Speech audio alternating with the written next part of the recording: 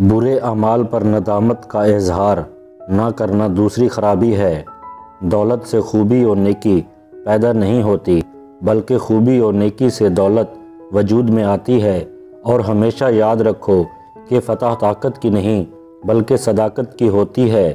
جوانی میں آدھا کھاؤ اور آدھا بچاؤ کہ جوانی کے وقت جمع کیا ہوا بڑھاپے میں کام آتا ہے۔ عالم دین کا طبیب ہوتا ہے اور مال دین کا مرض۔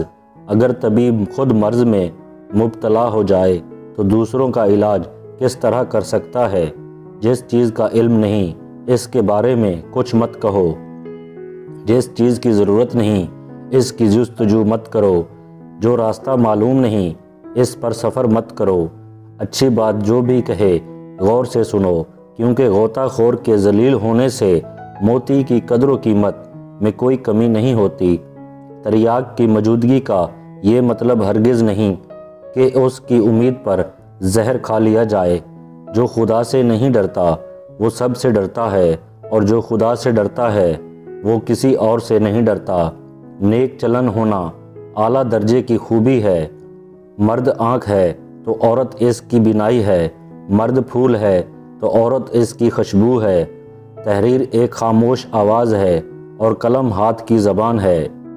جن کی ضرورت کم ہوتی ہے وہ خدا کے نزدیک ہوتے ہیں۔ پیچیدہ اور نامعلوم راستوں پر مت چلو، اگرچہ وہ مختصر ہوں، اور سیدھے راستے کے لمبے ہونے کا اندیشہ نہ کرو۔